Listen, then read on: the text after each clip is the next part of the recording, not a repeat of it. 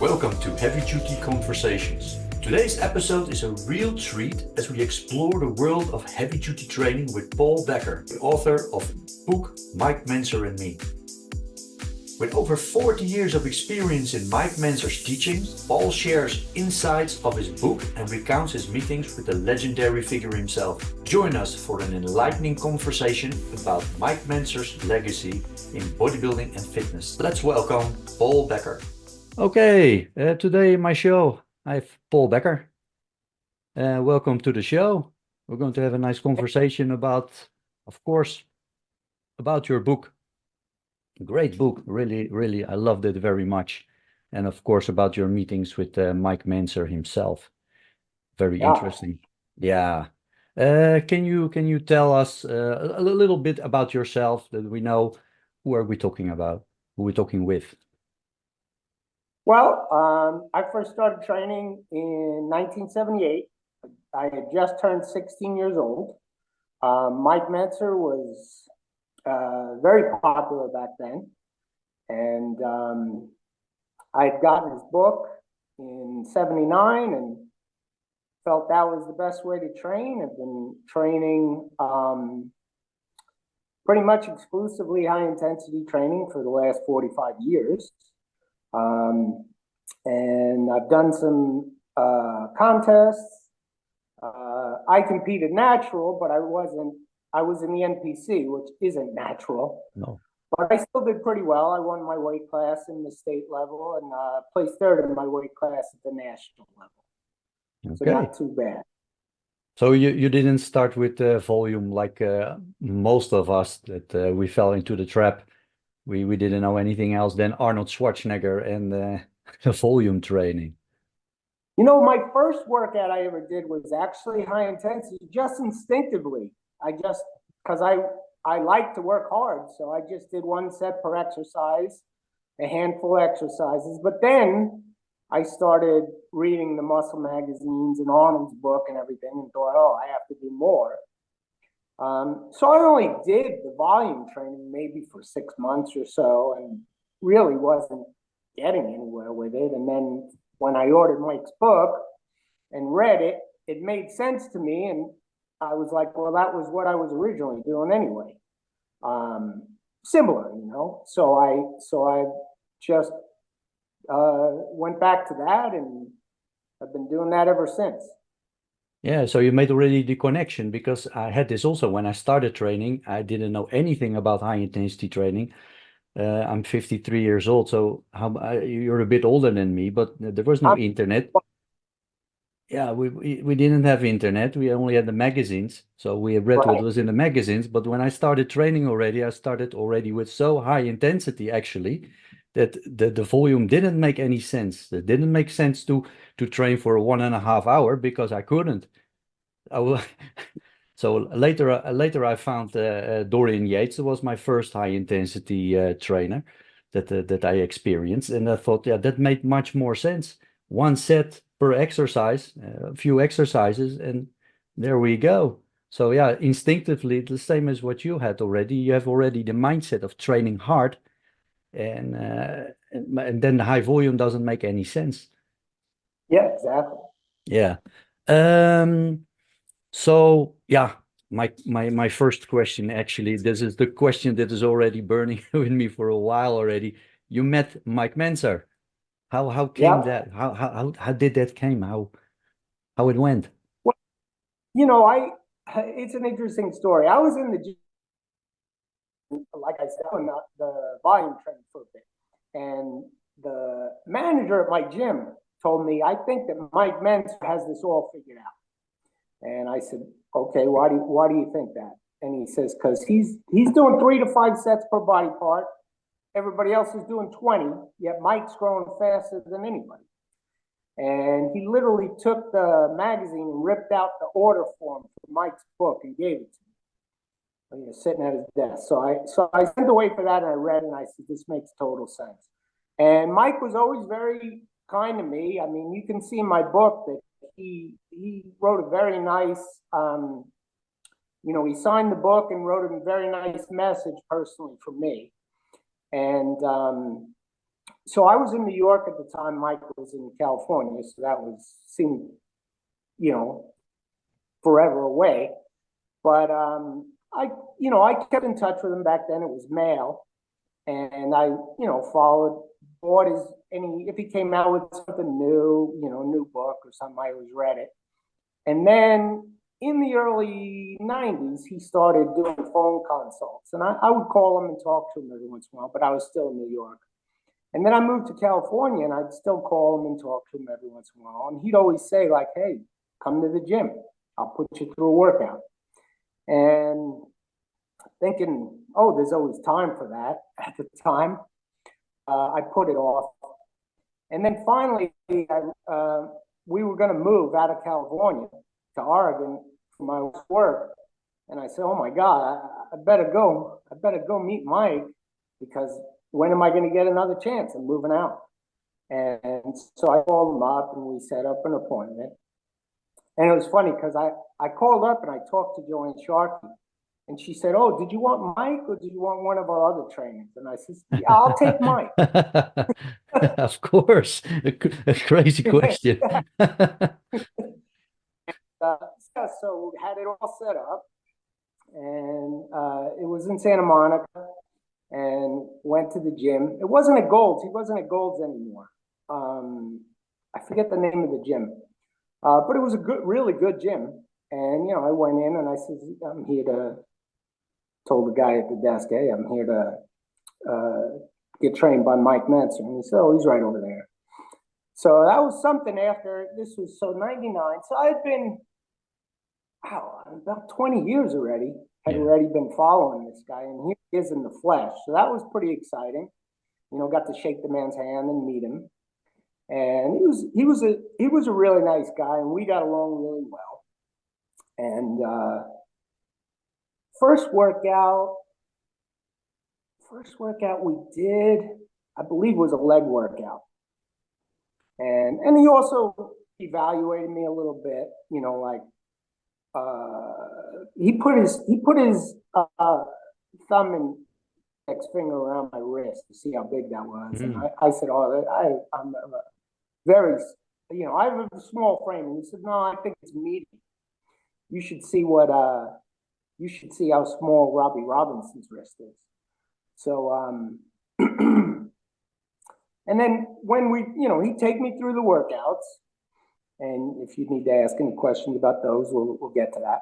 And then we would go outside and talk after the workout. He'd drink coffee and smoke cigarettes, and I'd just pick his brain, ask him any questions I had, and talk and laugh. And that was really special. I wish I had more time with him, but he had his own schedule because he had to go out of town and do a seminar, and like I said, I was getting ready to move. But we had a few workouts and a few talks that was really good. And what the workouts were? Was that the ideal program? Yeah, he put me on the what was the ideal program, which was his most recent book at the time, which was the Heavy Duty 2 Mind and Body. So the first ideal program, not the one at the end. Okay. Yeah, the four workouts: chest and back, legs. Yeah. Arms and shoulders, and then legs again was the because we put me through a few workouts, and then he wrote down exactly the workout he wanted me to do. I have a picture of that in my book. He wrote that in my training journal in his handwriting. And then, when I moved to Oregon, I continued to do that for a few months. Okay. And did it work for you? I read in your book that it didn't work out so perfectly. It worked to an extent, but and it's funny because I get people almost every week telling me this. I'm doing this program. I rest, like 5 or whatever it is, 5 days between workouts, and I'm getting stronger, but I'm just not seeing the mass. Mm-hmm. And it just seems like a lot of people, well, not a lot, but there are people who are doing that. And the thing is that Mike said there was a spectrum of recovery ability, exercise tolerance and recovery ability. There might be giants of recovery ability and midgets of recovery ability. But then this workout doesn't really tell you where on the scale you are or what to do if you have a better recovery ability than average. It tells you what to do if you have less, because then you go to the consolidated program. But for me, I just felt like it was too much rest between each workout, because you have systemic recovery. Like, let's be honest, if you do a hard leg workout, it's going to take a couple of days. You know, the next day you're going to feel a bit fatigued from that. It's not just the muscle soreness; it's also you feel tired, fatigued. Yeah, you're all CNS. Yeah, exactly. And you have systemic recovery, and then you have the actual recovery of the muscles. The ideal program, you're working your chest and back every 2 weeks. If you look at it exactly, you know, how it's laid out, it's like 2 weeks between chest workouts. And I found, yeah, I can probably get a few more reps or add weight, but I'm just not getting as much mass as if I train chest once a week.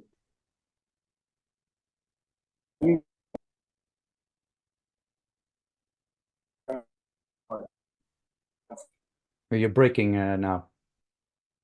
That scale. There may be people who really need to do, you know, once every 7 to 10 days. I've known some tall, thin, hard gainers who didn't gain until they went on that type of consolidation program.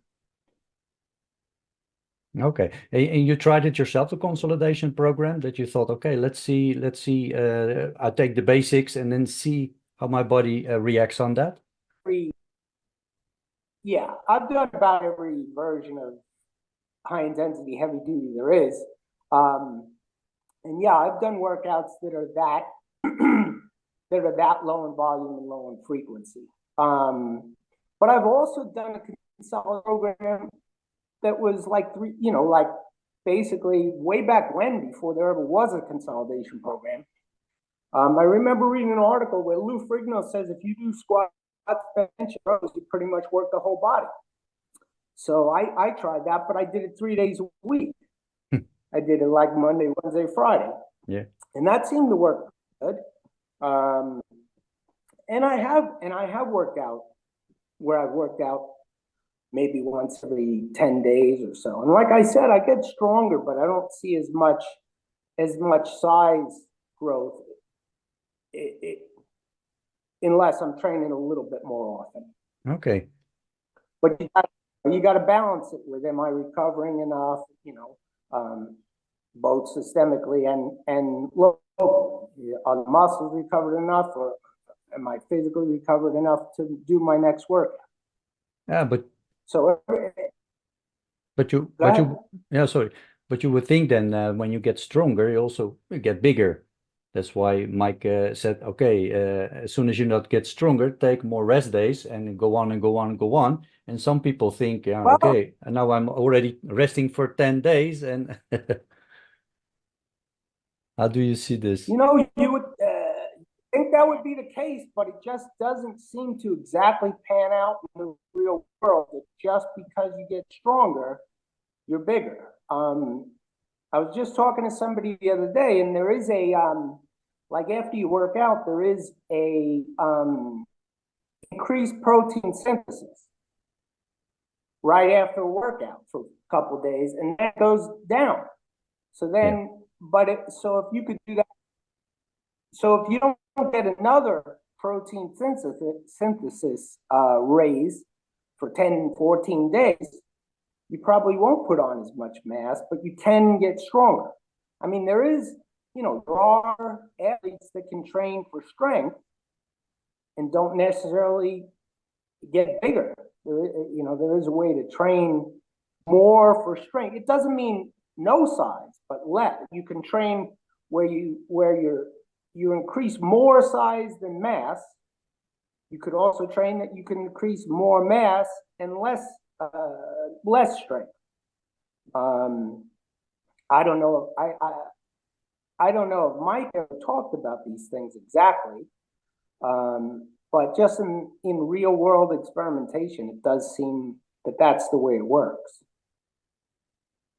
From all the programs that you did, which program gave you the best results, or did you have after a while think, okay, I'm going to make my own program according to how my progress goes? It changes over time because as you get stronger, there is more stress on the body.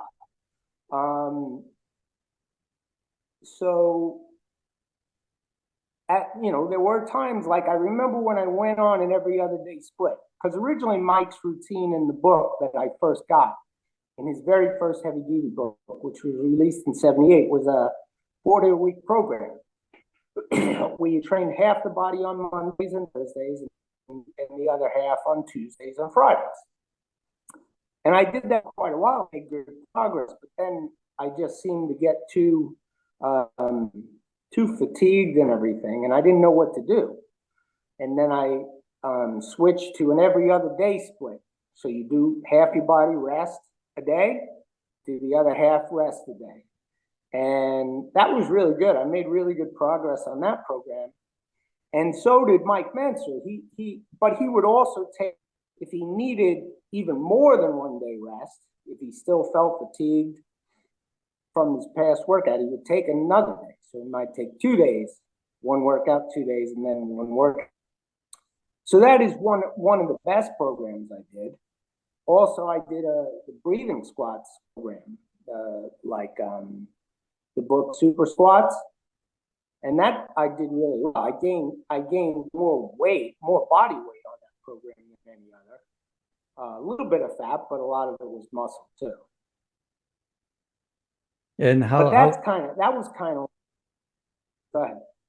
Okay, does the breathing squats you were talking about? Yeah, it's kind of like a. Go ahead. Yeah, because what I remember was years back that the breathing squat, it's kind of a rest pause squat where you're breathing in and out for a while, and then you do your squats again.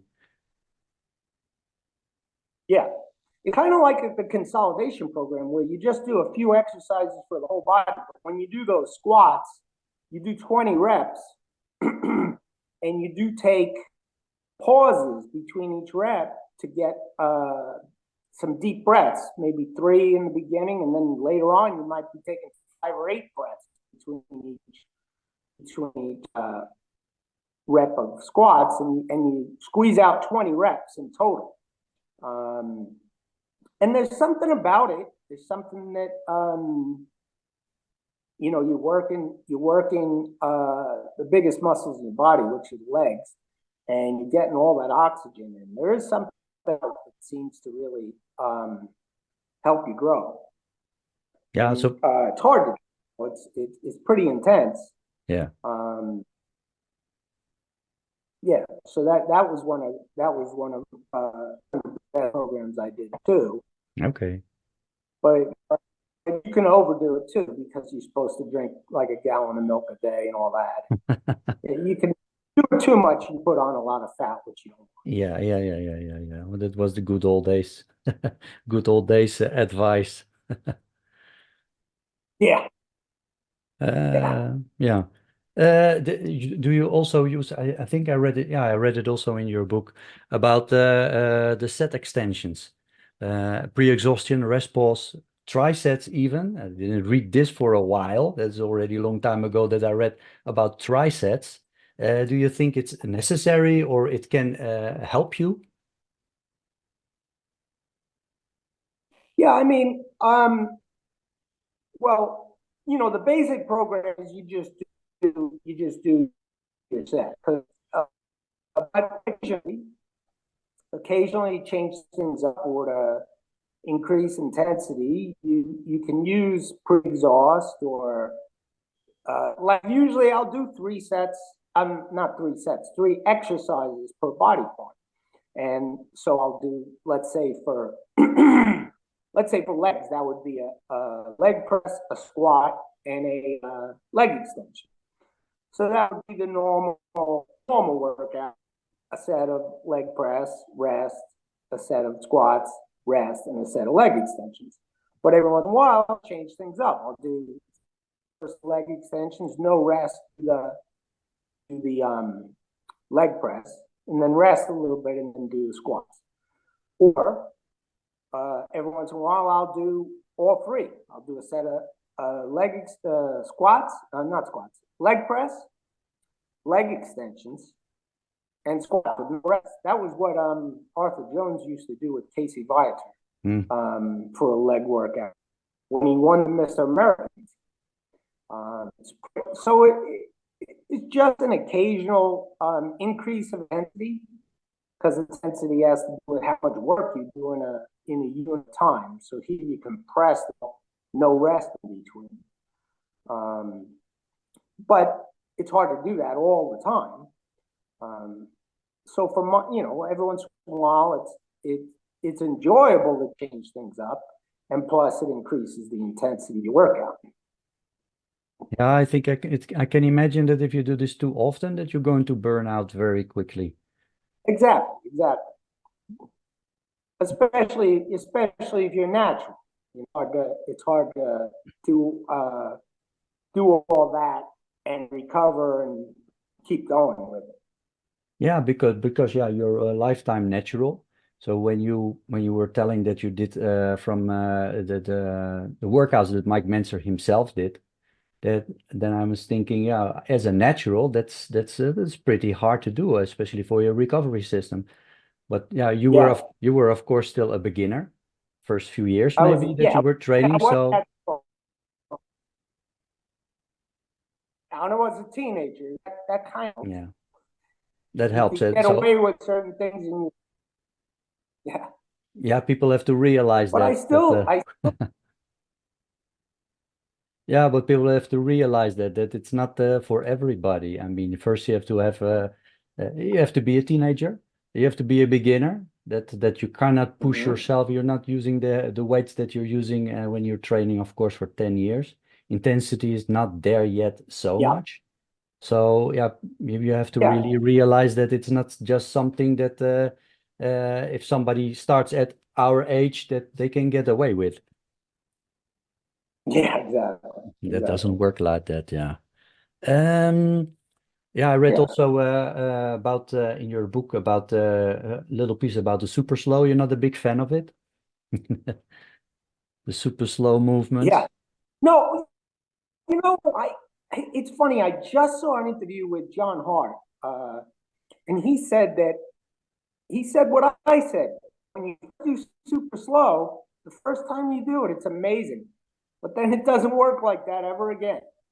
And that's what I found when I first did it. Wow, this is amazing. But I did it for a long time. I used to talk to Ken Hutchins on the phone. He's the guy who developed super slow. And I think it's really good to do, because you get that first time, you get some good gains from it. And it also teaches you, it's hard to go back to bad form once you've done that perfect slow form. But to train like that all the time, just that you're really holding yourself back, because you have to lower the weights. You have to use pretty light weight to do it, and just to move that slow, I think, because the physics definition of force is mass times acceleration. That doesn't mean you throw weights around, but you still got to move them. The slower you move, the less acceleration there is. So it is less force. Basically the physics definition of intensity is force times distance divided by time. So how much weight you can lift for how many reps in one set, basically, would be how intense that set is. So if it's less weight and moving slower, it's less force. So there's people who say by it, but I just don't. I think it's a technique. just like we were talking about with pre-exhaust and trisets and everything. It's a technique. It's not, okay, this is the way you have to train all the time, the rest of your life. That's my opinion on it. Yeah. Yeah, I think it's also just more of a safety issue. There's less risk of an injury, it's less risk of damage. But I think if you know what you're doing, and because I tried it for a while, but it's not me. I'm from my mindset, I'm an explosive guy. I'm the one who goes when he goes kickboxing, he's going to hurt somebody and not trying to score points. This is not my mentality. So I tried it for a while, but I can't move that slow and enjoy what I'm doing. It's not that I have to explode. It's not that I have to really hurt myself like that. But that slow, it doesn't work. It doesn't work for me. I cannot sustain. I cannot do this for year in, year out, even if it's maybe safer or not. So I think it's also personality thing. The only time I ever got hurt was when I lifted explosively with bad form. I've gotten very few injuries in 45 years, maybe like 2 or 3, and no major injuries, just minor strains and sprains. But Jones would have people lift like 2 seconds up, 4 seconds down, approximately. There's old footage of Mike and Ray training back in the 70s, and it's not slow, but it's not super fast or explosive either. So as long as your form's good, you're not throwing weights around or jerking them, or using your back rather than your biceps, you shouldn't get hurt. But yeah, you should always control the weight, but you need to take 10 seconds per rep. I don't think so. No, I think that's also what Mike was trying to do when he changed into the cadence of, let's say, for a pec deck, 4 seconds up, 2 seconds hold, 4 seconds down. It's just a safety. I mean, if you are a personal trainer and you're going to train people, especially on the phone and from a distance, you don't want to say, well, you have to explode up and then really, no, you want to keep it as safe as possible. Especially in America. In America, if you hurt somebody, it's going to cost money. Well, he told me nobody was ever injured training under him. He trained thousands of people and nobody ever got injured. So yeah. I mean, it is hard. That's still 4 seconds still isn't 10. And he still had me handle some good weights for that kind of cadence. Yeah. Like the first time he do pull downs in form, that first rep was so hard.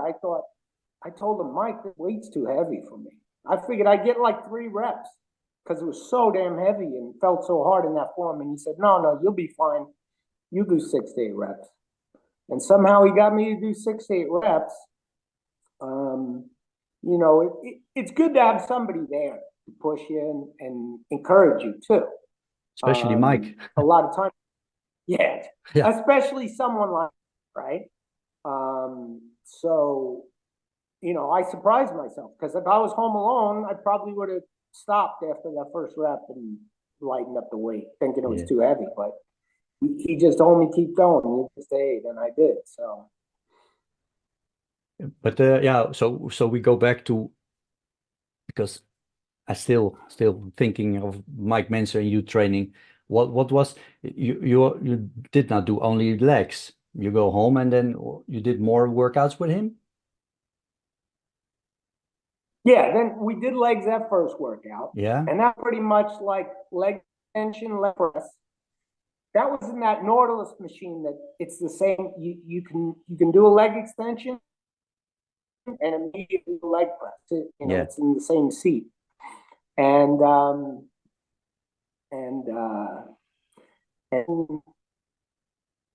then calf raise. And he had me do those really slow, and he kept making me try to go higher and higher. in the contracted position and hold it and then go down, etc. And then he doesn't usually have you do this, but we did a leg curl too because he wanted to show me the static contraction. So that's got to way up to the contracted position. I held it there as long as I could, and then lowered it. And then when I couldn't hold it anymore, lowered it as slow as I could. And that was the complete leg workout. And then a few days later, we met up again and did the chest and back workout.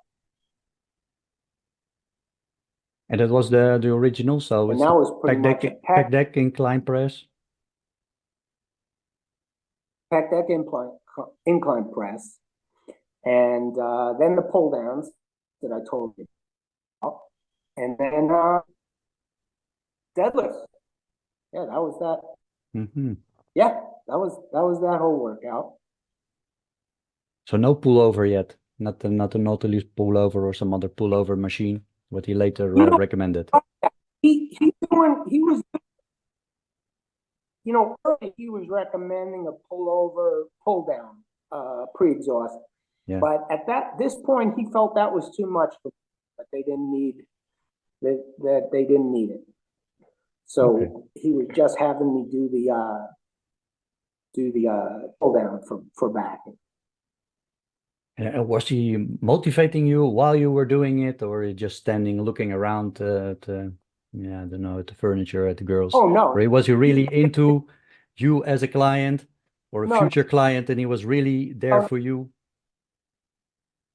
No, yeah, he was there for me. He was actually very complimentary. I remember when we were doing the chest workout, he was like, "Oh man, you got some good thick pecs already. I wish I had a few months to work with you." And it's funny because I was just thinking the same thing because he was really pushing me, and I was, wow, what would it be like if I trained with Mike for months, just together before I moved. And then, when he would, when it starts getting hard, he'd be like, "You can do it. You have a rash, because when things get hard, you do." Thoughts come in like it hurts, yeah. It's hard, and all that. Like, you have a rational mind, you can push through it.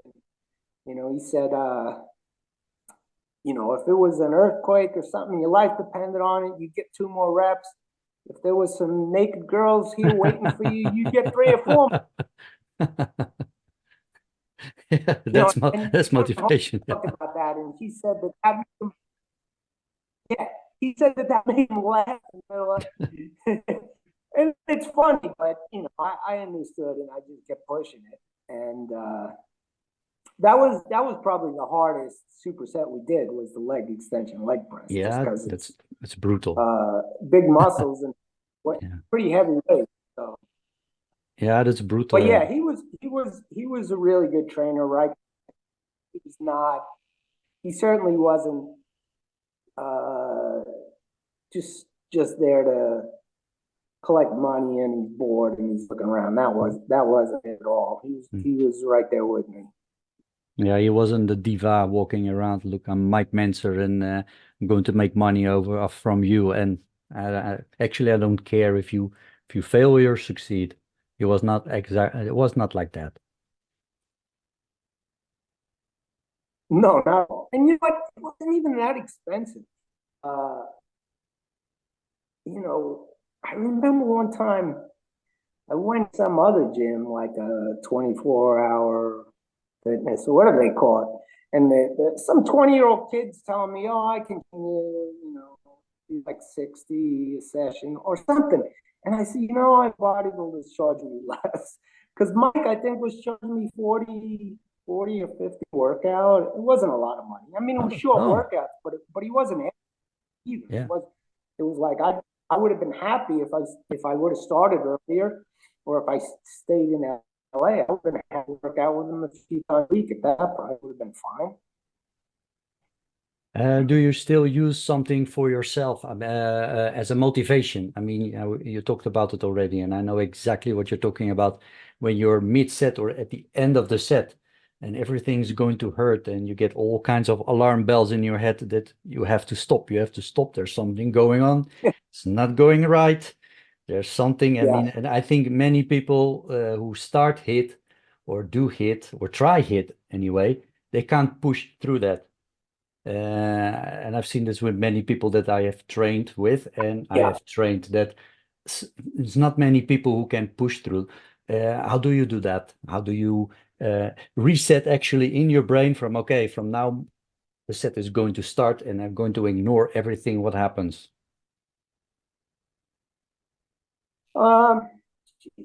You know, it's something I've been doing for so long.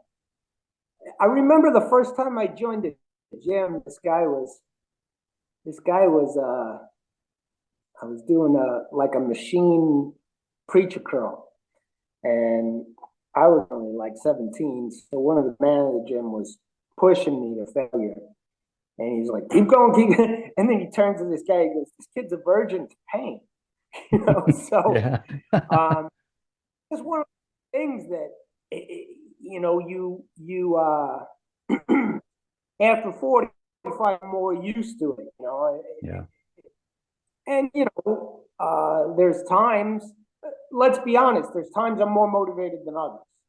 Like if I'm getting ready for a contest, there's more of a time than if I'm just training. If I'm doing, you know, there's no time crunch.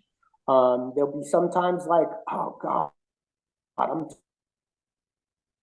whatever, I get a workout, and I'll push hard as good, and then work out off the grade and push really hard. So, but it's one of those things that I remember there were times when I was younger, it was sometimes hard to get a workout in or push it, or you make excuses. But at this point in my life, it's like you don't necessarily need motivation to brush your teeth or something. So it's kind of like that. It's kind of like such a habit that I get my workouts in, and pushing hard. You know, I looked at it last time. Let me do better than that. More reps or more weight. And I know that now of course I'm not at 60 years old. I'm still making progress, but I'm not necessarily going to go and put 80 pounds on my bench press or something. But a little bit continues to go up a little bit, and ensures that you're not losing for sure. And just, you know, I mean, my motive when I started were a few things. I was a small kid, and I didn't want to get picked on by bigger kids. I wanted girls to like me. But I also, in looking at the magazines, I saw people in their 40s, and like, wow, you know, that guy's 40 years old, look at the shape he's in. And there's other girls who are fat and weak and falling apart already. So that was always part of my motivation too, and still is. Here I am, 61 years old, and a lot of the people who I went to high school do look like old. And I mean, I get told by people around my age, "Oh, I'm broke, you know, I can't do this or whatever. You know, got back problems and all this." I don't have any of that because I've kept in shape my whole life. So that's part of the motivation too. You know, and sometimes you watch a video or something, you know. I remember at times watching Arnold's movies, and that would, you know, get you excited to work out, or listen to a Mentzer interview, or watch some footage of him. So whatever you got to do to just get your goals solidly in your mind, like why is the most important thing. Yeah, that's very important. Yeah, to keep, and it's also very important to keep yourself going. I know so many guys that I was training with in the 90s, and they don't train anymore. They were my training partners, and I would see them, and yeah, we're the same age, but actually they're old. I mean, and I think, yeah, if you just did exactly the same, just keep on going and you don't have to go 4 or 5 times to the gym. And most people think like that, yeah, I don't have the time for that. I don't have the time to go 4 times for an hour to the gym.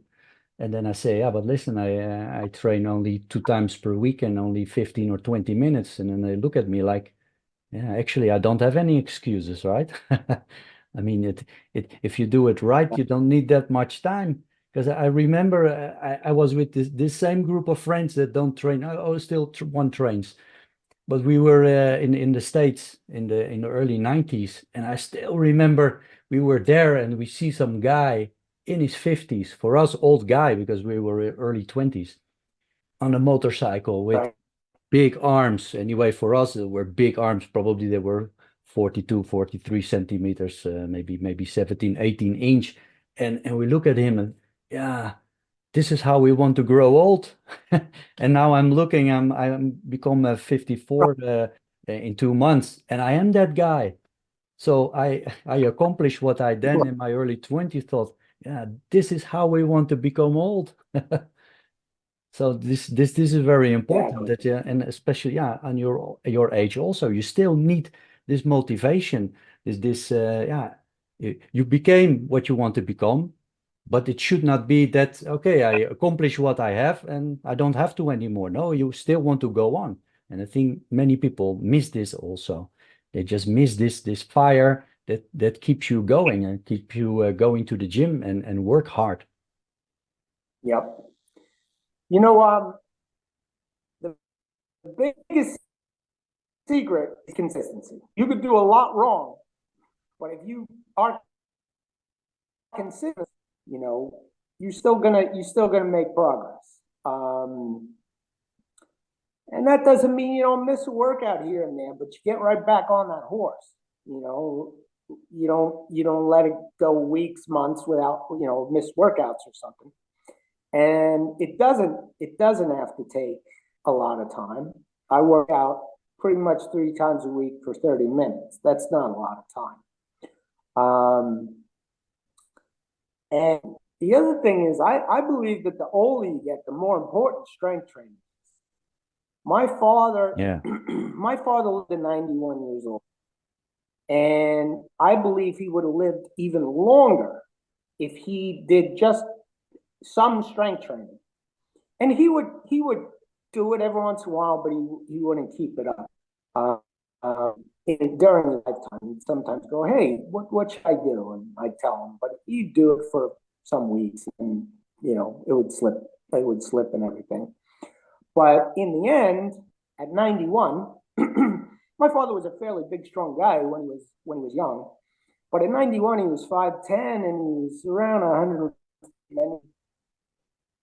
I think right before he passed, he was only about 136 or something. He was very thin, and he had some falls because muscle weakness and balance goes out. And he had some pretty bad falls, and that kind of, got things going downhill.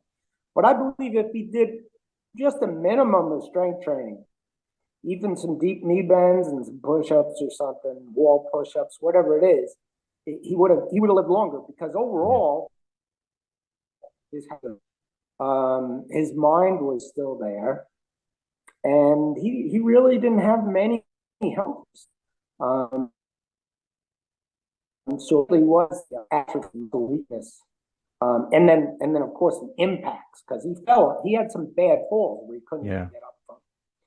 So that's another thing that keeps me going. I want to live as long as possible and have as much quality of life as possible too. Um, so that's another one of my motivations. That it's just something that I remember when I was first started working out with teams. One of my friends, he was actually in great shape. He had some great genetics, but he just wasn't motivated. And he worked out for I don't know, maybe a year or so off and on, and then he said, "Well, I'm into mini bikes now."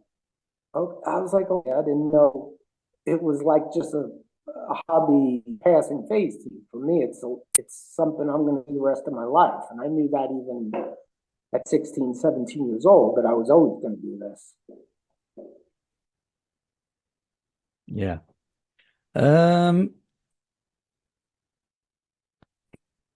Yeah, what we talk. I had a question when I was listening and I came so deep in your story that I forgot all about it. You know, what I wanted to also say, but the elderly, if something happens to you, you get into some hospital and you lose 20 pounds because you're long term there. When you have built muscle, if you have bigger muscles, you have 20 pounds to lose. But if you're already frail Yeah, and you don't have it and you lose 20 pounds, that's a big fight for your body to recover from. And you see this also with older people that break a hip, get into they're not mobile for a while. So yeah, you get smaller and smaller because you don't use anything. So yeah, you become much more frailer and as long as you keep it there, as long as you're training hard, and you're stronger, of course, also. You keep your body all the time on its toes. You ask something from your body, it has to recover. So it's already in this building mode for all these years. So it reacts much faster for recovery. And you see this also back, yeah, with an injury also. Recover much faster. absolutely. And also, when you do weight bearing exercise, you don't just build muscle, but you increase or at least maintain bone density. Yeah. So you're less likely to break bones. And I noticed this even when I was a kid. Doctors always want you to do less. You go in, oh well, you got to do less. And the less you do, the less you're going to be able to do. And I remember this old woman. She said, "Oh, they just want me to use a wheelchair, but if I do that, I'll be stuck in the wheelchair all the time. I gotta walk around, or else I'll lose the ability to walk around." And I said, "That's a smart old lady." Yeah. Yeah, as soon as you go sit down, you're not getting up anymore. That's also I see with taking naps. It's good sometimes to maybe take a nap, but if it becomes a habit, then it becomes a very bad habit if because you're going to do it all day and every day. The older you get, the longer they get, and then you can't sleep in the night. Your whole system goes upside down. Yeah, And no, I think if you're mobile, stay mobile. Do as much as you can. I said this to my mother also. My mother becomes 80 next year. And I say, as long as you can do something, do it. If you can walk to the center, go walk to the centrum. yeah, Do as much as you can, because as soon as something happens, you can't move anymore and go very fast. Luckily, she yeah, listens to me, so she keep on doing that. So that's a good thing. But keep using it. yeah, If you don't use it, you lose it. exactly. That's exactly the point. Yeah. I had a question from my listeners, and about the routine that Mike Mentzer did when in the 1980s for the Mr. Olympia, because he looked, of course, incredible then. So, and while everybody was training 2 hours per day, 6 times per week, what was Mike doing at the moment? Well, Mike was mostly trained with Ray, and they started out. Well, okay, I'm going to cut back a little bit. When Mike first talked with Arthur Jones was recommending full body workouts 3 times a week. So that's when Mike went, because Mike originally when he was a kid, he did a 3-day a week workout, no more than 3 sets per body part, because that's what he had. He had a manual that came with his weight set. He trained like that for a few years and got pretty big on that. Then, of course, just like us, he read the magazines. Oh, I got to do high volume. So he did high volume for a few years. But then when he worked, talked with Arthur Jones, he went back to a 3-day a week full body workouts. And he actually competed in the 1975 Mr. America, training full body 3 days a week. But then he felt that it was just too long a workout, too much fatigue from training the whole in one workout. So he switched to that routine we talked about earlier, which was half your body on Monday and Thursdays and the other half on Tuesdays and Fridays. But he and Ray noticed if they worked their legs, they still felt tired from that. So then they're going to train their other half of the body the next day. It didn't make sense. So they took a day off between each workout. And sometimes they take even 2 days off between each workout if they felt they needed it. Bill Pearl told me that Mike used to take his pulse every morning. And if his pulse was a little bit higher than normal, he'd take another day off. That was one of his tests over. So coming up to that 80 Olympia, that's what he was doing. Half his body, at least 1 day rest, and then the other half of his body. And he would also do some of the best but it wasn't all the time. But that was the basic thing, and he did coming up to that 80 Olympia. And like you said, he was in amazing shape. And, you know, he had started dieting earlier than any other contest ever done. And he was cardio. He was doing a lot of cardio coming up to that show. Okay, and what was his diet like? I mean, high in carbs?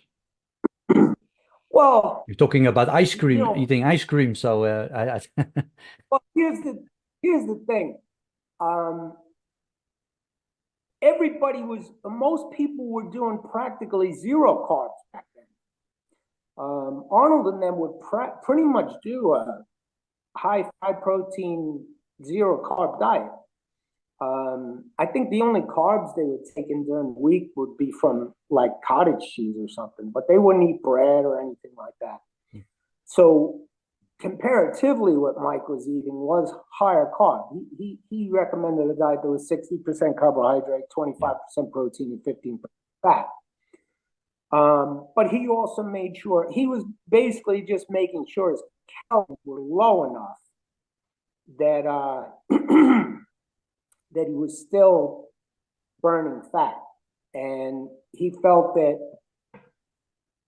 if you're still within your calorie budget, and sometimes he'd go very low. Sometimes he'd only have 500 calories a day, but he was taking steroids, and that makes a big difference. Because if you or I went on 500 calories a day, we'd lose more muscle than somebody who was taking steroids would. But so as long as he was in his calorie budget, he said, what the heck, occasionally a little bit of ice cream.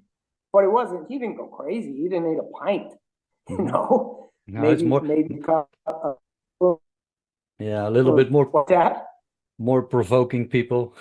Look what I'm doing. I think he was a little bit like this also, try to provoke a little bit of raising eyebrows from everybody by saying stuff that he did, but not in the extreme that he would seem.